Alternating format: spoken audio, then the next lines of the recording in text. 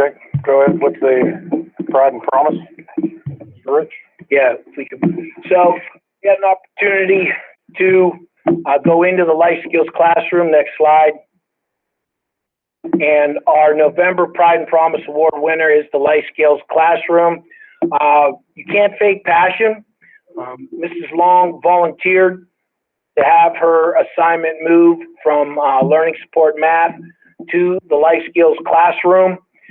Those are all obviously students with some challenging needs. And the reason why they were honored is she's moving to some in-house curriculum-based instruction with the coffee cafe. And I'm going to defer a little bit here to Ms. Bell on the ordering procedure and what they send their orders on Friday. Is that accurate? Or Thursday for Friday? Thursday for Friday. And then they go around and deliver. So Mr. Hammerschmidt and Mr. McGee had the opportunity to be there when we made our Pride and Promise presentation. You can all see they're in their nice Reignite shirts. So those are the heartstring kids. You know, those are the kids that tug at your heartstrings, and you know they work so hard, and they have just some special personalities that they're just so genuine and they're just so honest. You know, I don't know if I'm doing them justice in the description. And it takes special people to work with this special population. So congratulations to the kids. Congratulations to Mrs. Long and the people working with them. Any other kind words there, Ms. Bell? Mr. Frangio, Mrs. Columbus? They also do other little grams too, like they did boo grams for Halloween, and I believe that there's one this week, a new one this week for like Thanksgiving. Mr. Frangio? Just the ability to see students interacting, the students of different levels and different abilities, and just seeing the excitement on their faces as they're coming around, delivering and interacting with the teachers and the way the teachers react back. You know, it's one of the, like Mr. Rich said, feel-good things, but it's also teaching life skills and services through authentic. It was very exciting when she talked about getting started up, and then seeing everybody go around and seeing the interactions with, you know, the education where, you know, it needs. Okay, thank you. One last thing before we move on, Ms. Bell, the importance of curriculum-based instruction. She has implemented various life skills lessons throughout her lessons that she teaches at the high school. Not only is she pushing math and reading, but things like how do you make coffee, how do you do laundry, how do you function within this world. Mrs. Long is really pushing, what are you going to do when you leave here? This is the last step before they go out into the real world. So she's really focusing on each individual student, where they want to go, what they want to do, and then allowing that opportunity for them to experience that while they're here. So Ms. Long is doing a fantastic job. I think I told you guys in a previous board meeting, the kids go therapeutic horseback riding over at Slippery Rock. Yeah, the equestrian center. Yes, and the kids, like our nonverbal kids, they get so excited, and they look forward to that. This year it's just once a month that they're going over. I'm hoping next year, like, we could look at allowing them to do a little bit more. But she then has a lesson set that week. Her lessons is based on what we're going to do there, and then she'll set up mini lessons while she's there. They have tables, and they sort of do their classroom at the horse center.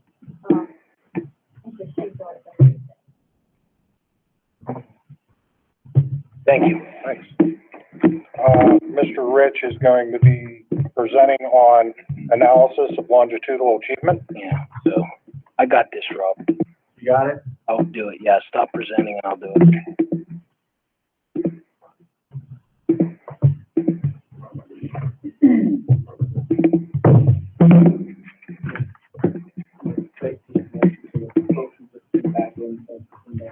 Oh, yeah, thanks for joining. We had some technical difficulty. So actually, I had all three emails, and I sent them the individual link.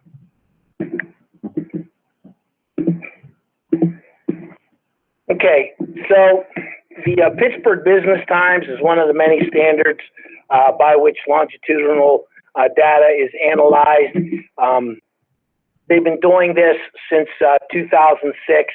If you see there too, I did share this presentation digitally, and I've provided a link to the spreadsheet that this is based.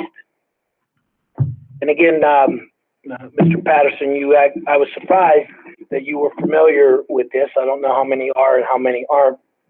I know it's closer you get to Pittsburgh, it's more noticed. We are not in their immediate region, so there's some categories where they don't score Lawrence County, but Pittsburgh Business Times is part of the Business Times, if you will. There's the Philadelphia Business Times, etc. And we'll be able to gather some data, not only on how Laurel did, but how that compares to Lawrence County. So the Business Times releases 2021 exclusive rankings of the region's top districts. For the past 17 years, the Business Times has ranked the region's school district based on state standardized test score performance, identifying the highest scoring school districts in the region. So there are some other analyses where you get credits for different things. They might give you bonus points because you have poverty, or bonus points because you have IEP, because it's difficult to be a high achieving school district with some of the circumstances that come with poverty, or some of the circumstances that come with a high IEP rate. But this does not count any of that. You either score or you don't score. Now, they don't release the proprietary formula, but the rankings are derived using a proprietary formula that includes 3 years of state standardized tests given to students in grades 3, 4, 5, 6, 7, and 8, right? That would be the PSSA, and then the Keystone exams to high school students. Now, obviously, you can take the Keystone exam before 11th grade, but the consortium isn't counted, the cohort isn't counted until 11th grade. There are 3 districts out of 500 in the state of Pennsylvania who don't have high schools. And the closest one in Western Pennsylvania would be Midland, who's a K-8 facility. Okay, so initially here, what this shows you is a brief introduction of 2019, 2018, 2017, and then a 6 to 19 average. So in 2019, the Laurel School District was 154th out of 500 school districts. In 2018, remember there's no 2020, right? Because there was no PSSA or Keystone. 2018, that was 192. 2017, that was 272. And between 2006 and 2019, our average was 286. So the Laurel School District has been moving in the right direction for a long, long time. As you are exiting, Mr. Patterson, and as Mr. Stickfuse is exiting, and Mr. Nimmo is completing his second term, I know that all 3 of you ran for particular reasons of improving the Laurel School District, and I think this justifies the fruits of your labor. Now, the second thing is, well, how does that relate to the other school districts in Lawrence County? So you can see that Neshannock was just straight achievement in 2019, the highest scoring in Lawrence County at 109 with an average of 102. Shenango scored at 151 with an average of 162, and then you can look at the others as they get progressively higher, all the way to Newcastle, which averaged 447, but actually scored below their average at 458. All right, so now it's 2021. Who were the top 10 performing districts in the state over the last 10 years? So if you went 2011 to 2021, who's at the top? All right, so if you take each score for each year and divide by 10, that's your average. So the Unionville Chadds Ford School District, which is in Chester County, was number 1 overall, and with a statewide ranking in 2011 of 3 and 2021 of 1, so they had the best overall average. If you will look that 5 of the top 10 school districts in the state, according to Straight Achievement, are in Allegheny County, with a neighbor, Peters Township, in Washington County. So I think that speaks heavily to Western Pennsylvania and the educational opportunities in Western Pennsylvania. The Laurel School District average over the course of that time has been 266 out of 500. Laurel's we had a low ranking in 2011 of 303 out of the 500 and an average ranking of 286. So obviously those hurt the overall average. I think it's false. I can't remember. Yeah. Where were we the last year that we were ranked? So I'll get to that. Okay. All right. We're highlighting column by column. I'm going to explain column by column. Okay. You got it. You're spoiling the surprise. Okay. Okay? So now let's take that same matrix, a 10-year average, and how does that compare to Lawrence County? So over the same time between 2011 and 2017, the Laurel School District ranked from a low of 3,003 and a high of 272. The Laurel School District didn't break the top 40% of school districts until 2018. So keep that in context when you're discussing an average of 10 years. So if you just take our straight 10-year average, we would be 266 out of 500, and you could see that that would put us in 6th if you just look there. Now, at this point, you may be wondering, why is he presenting all of this? It doesn't sound too good. As I said, we've been moving on the right trajectory. Now, let's look at the top 10 performing school districts in Pennsylvania just in the year 2021, the one we just concluded. Again, you will see what I'm going to call the chosen 5, right? Look at the districts: Upper St. Clair, Mount Lebanon, Fox Chapel, Hampton, South Fayette. The order might change year to year, but the districts have been the same. What are the characteristics of those school districts? They're predominantly affluent, they're low IEP, they're low economically disadvantaged, and they have low minority. Now, before you jump on the minority, understand something. There is a statistical relationship between school districts that have high minority populations, and they tend to struggle achieving, because if you look at other demographics, they tend to also include high IEP and high economically disadvantaged. As one who came from Farrell, I would say, Ms. Columbus, you would tend to affirm that statement. Absolutely. Okay. So it's not just because they're a minority, there are other factors, but minority communities tend to have more of those factors than communities that are more Caucasian. So the statewide honor roll for 2021. So you can see that the order might change. If you look in the left column, right? 1, 4, 2, 5, 10. The top 10 have been the top 10 for 10 years. The order might change, but the schools are the same. In the meantime, what has the Laurel School District done? As of 2021, we are now 149 out of 500. So we're not in the top 10, but we're a hell of a lot closer than we were a few years ago. Now, how does that rank to Lawrence County? So if you look at 2021, even though we have a 10-year average of being 6th, last year we would have finished 3rd in straight achievement 3 through 8 plus the keystones, using the proprietary formula of the Pittsburgh Business Times straight achievement. So there's your answer to the question that you asked. Yes. I have a question. Sure.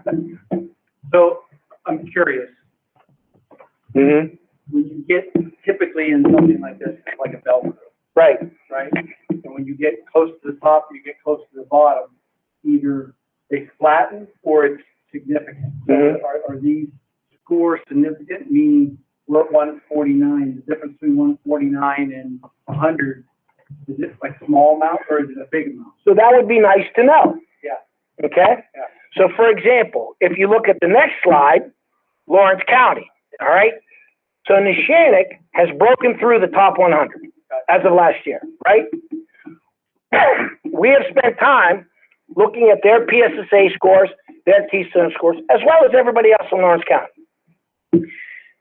And so I would find some areas where we did better than Neshannock and some areas where we did not do as good as Neshannock. So I'm going to say the gap between 149 and 92 is small.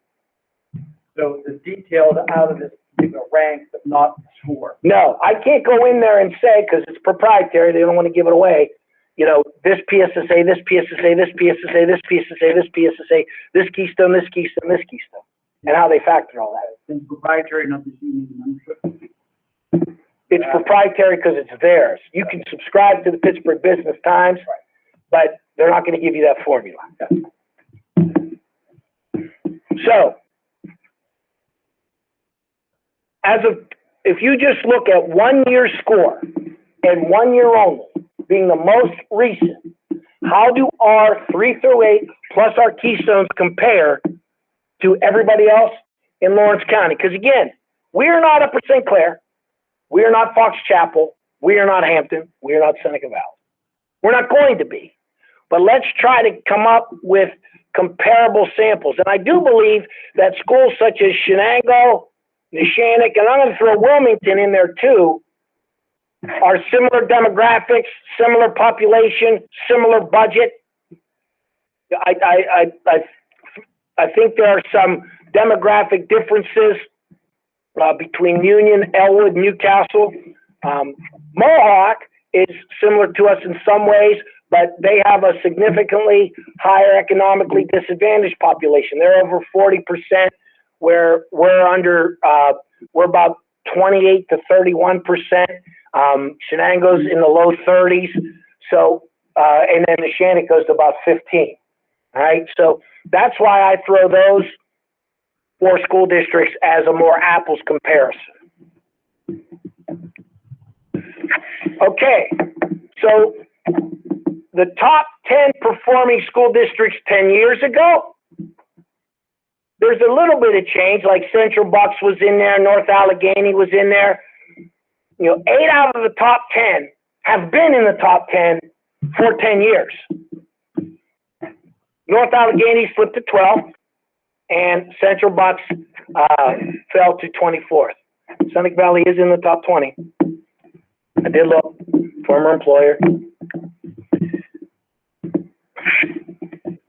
Laurel ranked 6 out of 8 in 2011, and we ranked 3rd out of 8 last year. Okay, top 10 most improved school districts in Pennsylvania over the last 10 years. So are there other schools on a trajectory similar to Laurel? And there are. And there are some that have done some incredible work. If you look at Northwestern, didn't we just play them in football? Oh, that was Northeast, sorry. If you look at Northwestern, okay, that's a school district in Erie. They've had a 211 average, and they've climbed from 377 to 129. You know, phenomenal. But where do we rank? So Laurel has made an ascent in the rankings without slipping backwards. Our growth ranks 14th in the state. Now, obviously, just like Upper St. Clair, Mount Lebanon, Fox Chapel shouldn't fall, okay? So they will never experience the same numerical gain as we are, all right? Well, I think we have a duty to continue to grow. By 2017, we were 272. Over the last 5 years, we've climbed 123 spots, ranking in the top 1/3 of all schools rather than in the bottom 2/5. How does that growth compare to the rest of Lawrence County? 1. So we are the most improved school district in Lawrence County over the last 10 years as measured by the proprietary formula of the Pittsburgh Business Times. So does priority matter? Does service matter? It does. So I thought this would be a good treat for you on your way out. And, you know, I know you came on with... My 8 years, Well, I think you had some passions, correct? Okay. So now let's look. But also, I think we got to give some props here. We're not the only one doing something here in Lawrence County. You have the Mohawk School District that's moved up 131 places. You have the Union School District that's moved up 119 places. Then Shenango, quite frankly, has kind of stayed where they are. Okay, not a bad thing, not a good thing, but in any event,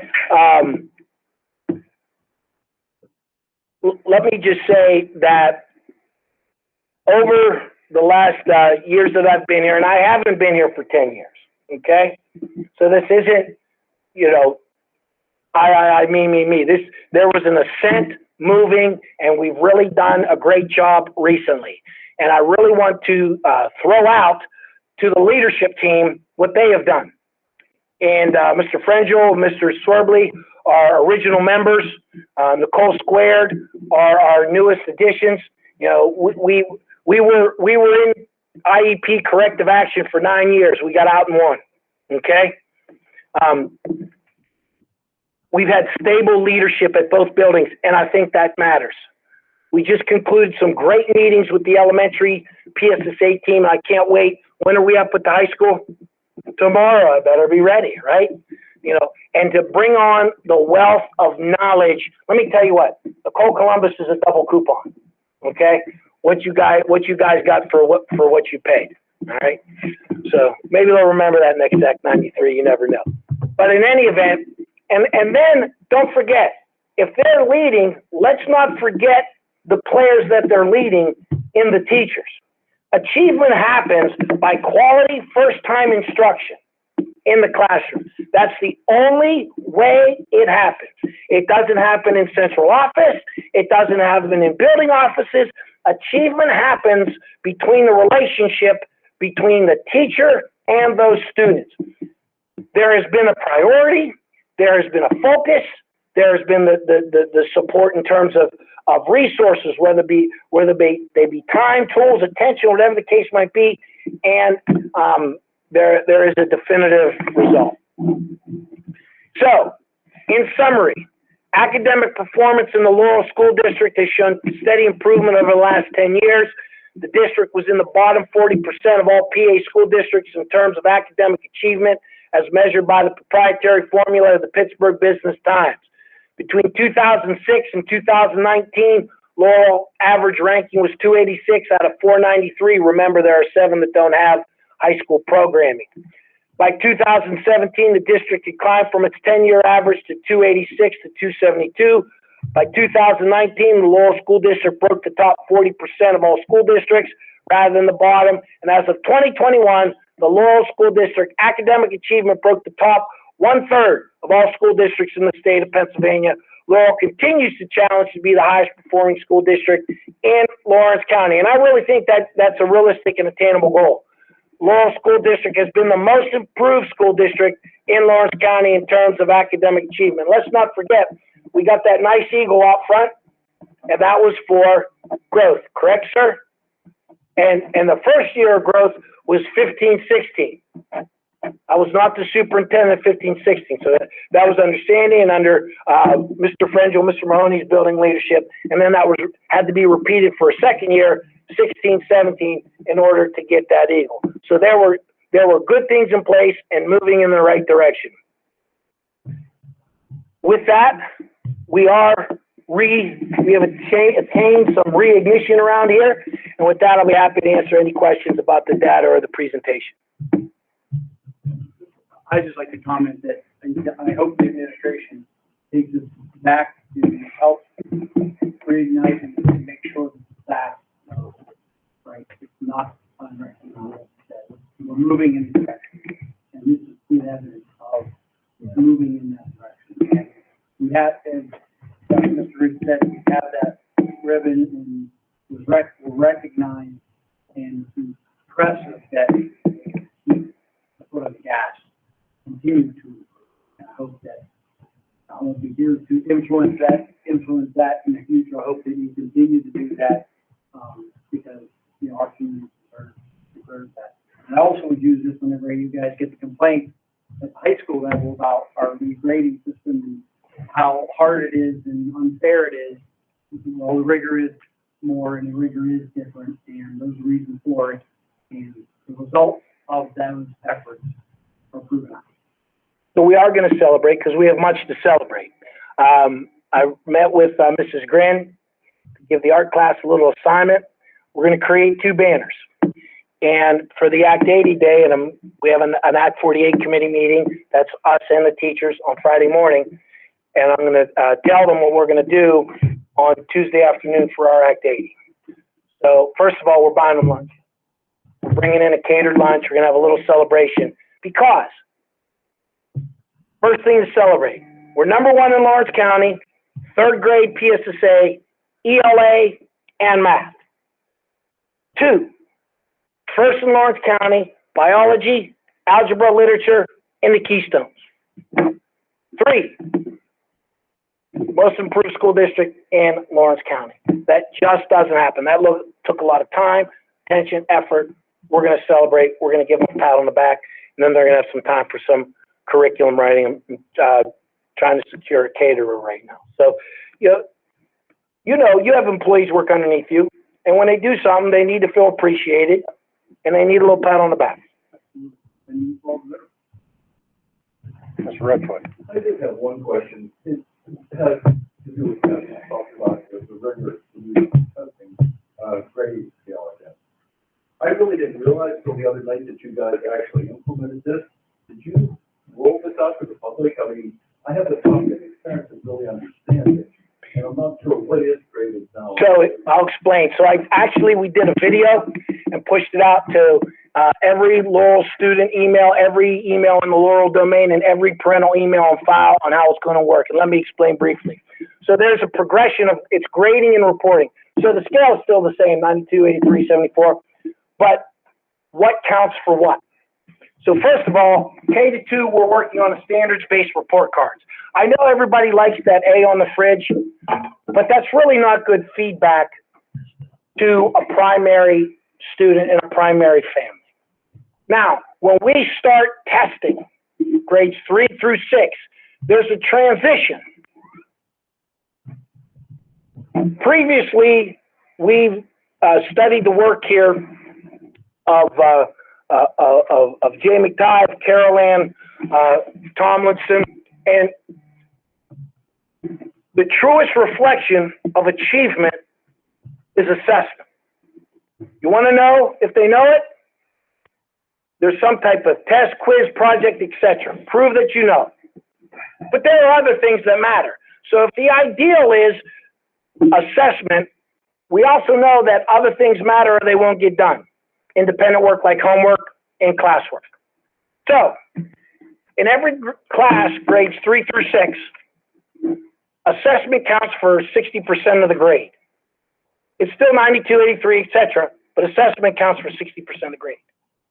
Homework, independent work, etc., counts for 30. Any in-class work / participation count for 10.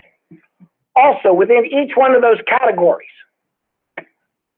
you may or may not give bonus, but that bonus may not exceed 2% of the cumulative category. So if you're on the bubble, bonus should help, but if you have a poor grade, bonus ought not replace. Now let's move to the high school. Courses with regular rigor are 60, 30, 10. If it is an honors course, then there is an accelerated grading and reporting scale. Again, everything is assessed by letter grade relative to a percentage, but the tests, the quizzes, the projects are now worth 75%. The homework is worth 15%. Participation, stuff done in class, is worth up to 10. And bonus, again, no more than 2% in each category. Now let's call a course AP. We are prepping for college. So now, how are grades attained in college? I never had a homework grade in college. I never had a participation grade in college. So now they are most reflected upon assessment. So now on our AP courses, 90% on assessment, 5% on homework, 5% on participation. And again, no more than 2% bonus that may accumulate in each category. So there was a rollout. There was indeed a video. It was part of also opening in-service activities, and the board took action on the AR. May I say again, too, that this is going to be another storming, norming, and then performing. It's not going to be much appreciated until they go out and realize in their post-secondary experiences that this is why we're doing what we're doing. Also, a few years ago, you were on the board when we changed the weights for individual classes as well, in that we still have weights because some of them ought to be weighted versus others. But we did not want to send out kids with blown up GPAs and then getting to college and thinking, I'm a 4.25 student, what am I doing getting a 2.0 in class ranking, etc. So that's my overall explanation. With any one of the administrators, your conversations, feelings, opinions relative to grading and reporting. Oh, I think that, I don't know that I disagree with it. No, you just want to know what it is. Completely. Yeah.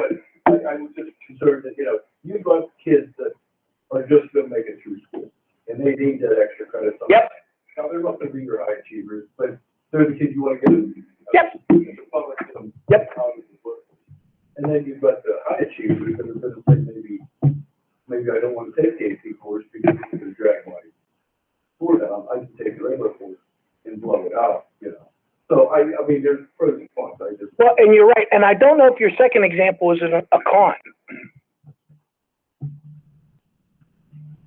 We had a situation where we've had more kids on high honor roll than honor roll. If it is a high honor, really? If it is National Honor Society, should be a select group. And we did have a smaller group this year. We're not trying to freeze anybody out, and we're not trying to pat you on the back for being mediocre.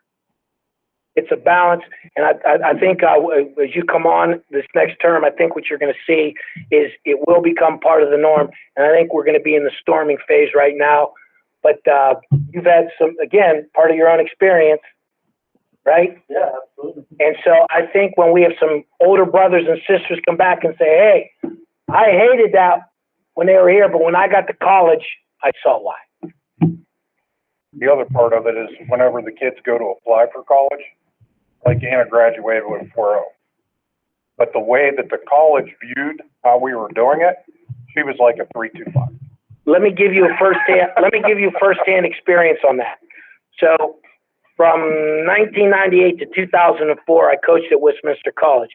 And when you coach at a small college, part of what you do as well is work for the admissions department. So I'd be recruiting all these kids, all right? Literally, my own recruiting list, I started with over 200 to try to get 6 to 8.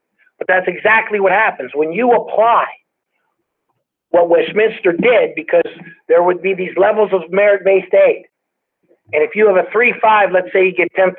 Well, I got a 4.0, I'm going to get that. Nope. So they unweight everything.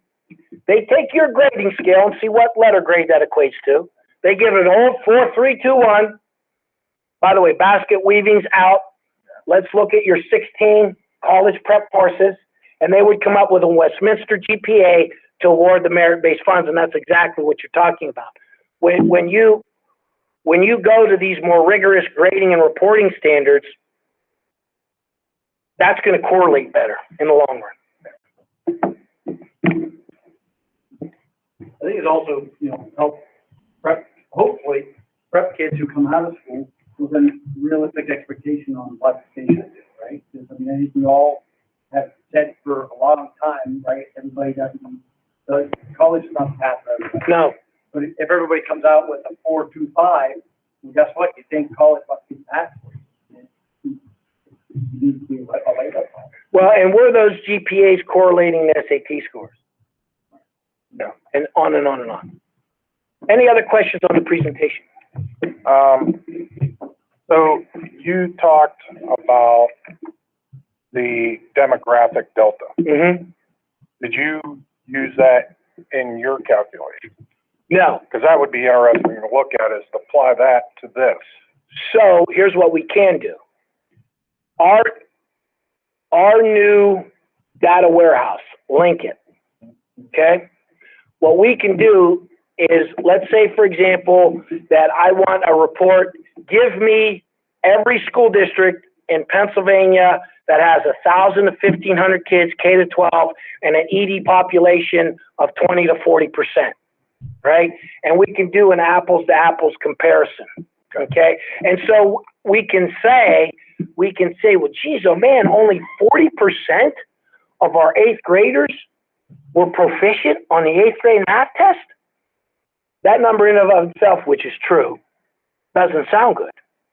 But when you look at it relatively to similar schools, and when you look at it in Lawrence County, by the way, that was the second highest score in Lawrence County, it gives it, what you're looking at is what I call the relativism score, right? It's just not good enough to say this is a score, and I'll give you an example. Fourth grade science, for years, scores in the mid-80s, okay?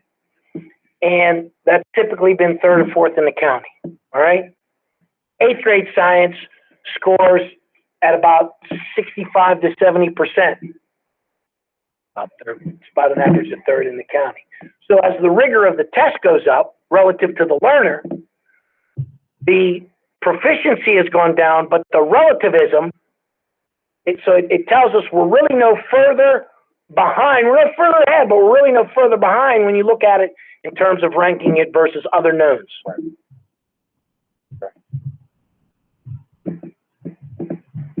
Any other questions? Okay, we'll go to our next item, administrative reports. We did those in the work session? Yep. I always ask Jen, and always ask you for anything else. I kind of found that summary last week. I added additional information and then No, it was good. Okay, good. I did want to let you know that we got a quote to put the electric out to where the floorboards are going to be in the baseball and softball field. And it's the baseball field is $3,800 and softball field is $75.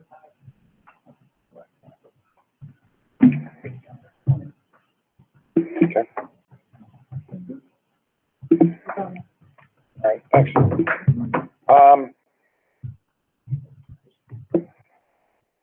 Any comments or questions from the floor relative to the agenda? Okay. Approval of minutes. So action, approval of the minutes from the October 13th, 2021 regular board meeting. Directors. So moved. Motion by Mr. Kirkwood. Second by Mr. Patterson. Any discussion? All in favor? Aye. Opposed? Abstentions? Motion carried. Mr. Kirkwood, approval of the treasurer's report.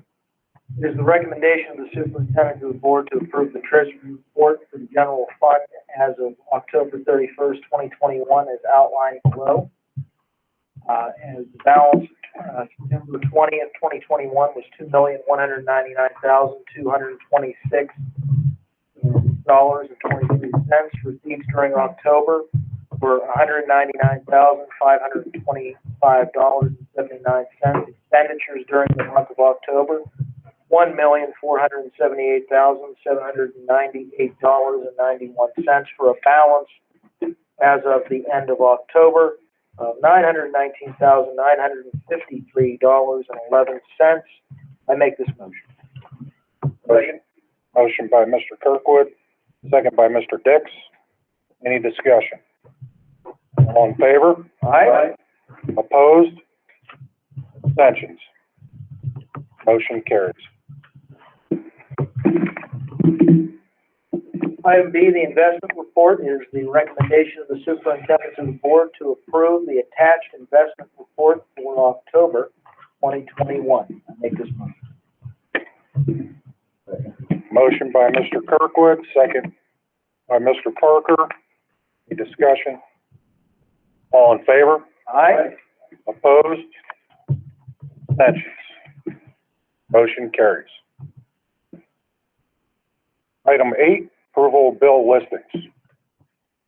Mr. Kirkwood. It is the recommendation of the superintendent to the board to approve the general fund bill listing for November 10th, 2021 in the amount of $474,247.92 and checks written manually in the month of October 2021 in the amount of $804,418.74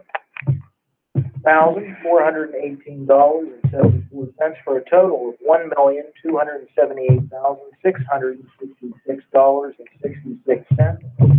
I make this motion. Second. Motion by Mr. Kirkwood, second by Mr. Dix. Any discussion? All in favor? Aye. Opposed? Abstentions? Motion carries. Item B, it is the recommendation of the superintendent to the board to approve the food service fund bill listing for November 10th, 2021 in the amount of $23,506.79. I make this motion. Second. Motion by Mr. Kirkwood, second by Mr. Parker. Any discussion? All in favor? Aye. Opposed? Abstentions? Motion carries. Item number 9, personnel, Mr. Patterson. The recommendation of the superintendent to the board, absent any objections, to accept on consent, items A through J, and I'll go through items of personnel, I'll go through and summarize those for everybody. A is related to police officers, and that's to employ Aaron Swiner and Daniel Moffitt at $20 an hour. B is student teachers, from Slippery Rock University. And let's see, it's 1, 2, 3, 4, 5, 6, 7, 8 student teachers, with their relative classes that they will assist, their teachers that they will assist with. C is the PAC Tax Collectors Convention. So we pay we'll be paying $354 for Scott Township tax collector to be reimbursed for a required meeting. And then D is the assistant varsity girls basketball coach, and that is Mr. Martino. And that will be a step 1, or half of step 1 salary. And then E is assistant varsity boys basketball coach, which would be employment of William Jones, again, varsity assistant boys basketball coach, at step 1. F is related to high school cook helper, and that's a transfer of Ms. Chrisley to the high school cooks helper. That'll be effective immediately. And then high school 4-hour cook cafeteria position. Again, that's not a transfer of Ms. Gerke to the high school 4-hour cafeteria position. And then H, related to professional development workshop, the schedule to attend the PD Instructional Practices Conference, December 5th through 8th in Harrisburg. And that's related to the workplace grants. So we're paying transportation for that. I is listing of volunteers, so that is attached. And then J is retirements and resignations, and that's related to varsity boys basketball, elementary detention supervisor position, varsity girls basketball, and assistant varsity cheer coach. I'd like to put all of those in motion, A through J, in the form of a motion, and second. Motion by Mr. Patterson, second by Mr. Kirkwood. Any discussion? All in favor? Aye. Opposed? Abstentions? Motion carries. Item number 10, board action items, committee of the whole.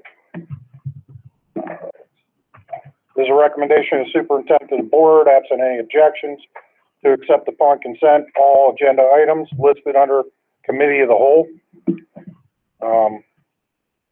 There's really just two of them, so I'll go through them real quick. The first one is for a field trip to the Scott Township Fire Hall on, for the kindergarten class. The district will be responsible for transportation. The second one is to approve the renewal of the contract with Delta Dental for our staff for the 2023 school, through December 2023 at a rate of $9.50 per month. I believe that's the same rate as last year. I'd like to make that a motion. So moved. Second. Motion by Mr. Kirkwood, second by Mr. Patterson. Any discussion? All in favor? Aye. Opposed? Abstentions? Motion carries. Item number 11, new business, if any. Comments or questions from the floor relative to the agenda? Okay. Before we adjourn, I want to thank Kevin and Steve for their service. Want to welcome Tim back on the board. We also have Dave Kuth joining us as a rookie. So I think although you were leaving, I believe the board will be left in good hands. Thank you. Thank you for your service. Thanks, Kev.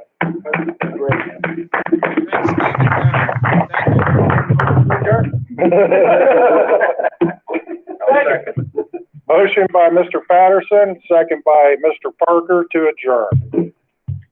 All in favor? Aye. Aye. Opposed? Motion carries. Just so you know, Meeting is adjourned. my wife for 4 years got a little plaque from Durango, but we didn't have any in the budget.